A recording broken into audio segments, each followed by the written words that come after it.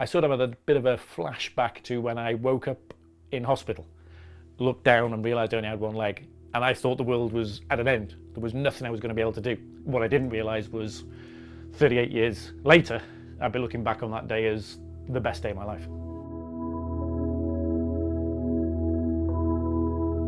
I have to actually take you back to 1982. I was 10 years old, leaving junior school. I'd just passed my cycling proficiency. I was riding home with the certificate in hand. A car came the other way, didn't see me. I ended up getting hit by this car. Me and my bike ended up 20 foot over the wall. The ambulance picked me up, rushed me into hospital. Now at the time, when you wake up and you look down and you see you've just got one leg, you think it's the end of the world. You're never going to be able to do anything. Back in 1982, there wasn't a great deal of support from hospitals and support functions at that time.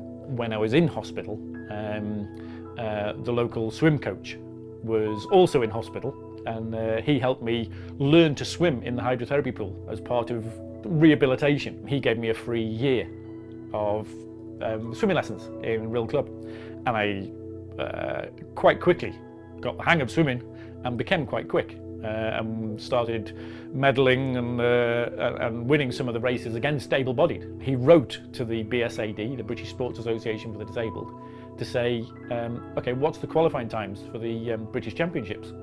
And disappointingly, when we saw the times, they were miles quicker than where I was. So we knuckled down. It was a target, and it's sort of one lesson I keep to myself now is always have a target. So we worked for 9 months or so to try and beat these qualifying times.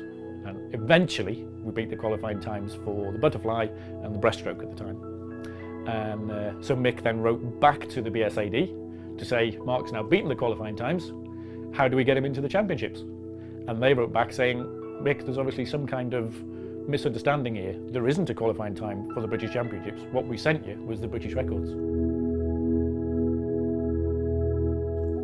So I'd beaten the British records that morning in training, and then that got me straight into Team GB and right across Europe swimming, which was a fantastic rehabilitation for myself.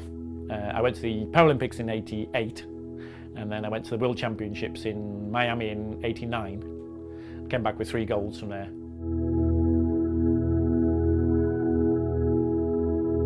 The world has changed dramatically since 1982, where it was very much pretend that you haven't lost your leg, but now it's the time absolutely not to hide the disabled person in the corner. It's time for that disabled person to stand out, stand proud, and be proud of what they are and what they've done. We started making these leg covers.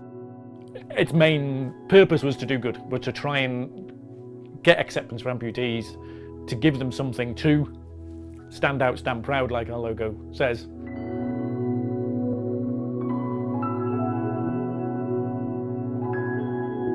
When we're looking at support for people, you've got the Steps charity, which I'm really proud to be an ambassador of. There is support now, which is great to start understanding how other people are coping and how other people are doing things. I still think there's a long way to go. I think it's still very easy for people to come out of hospital today and suddenly just disappear into the world and have no support. And we've got to have those kind of things that just helps people, gives them that confidence and a bit of pride to get back on their legs and get going again.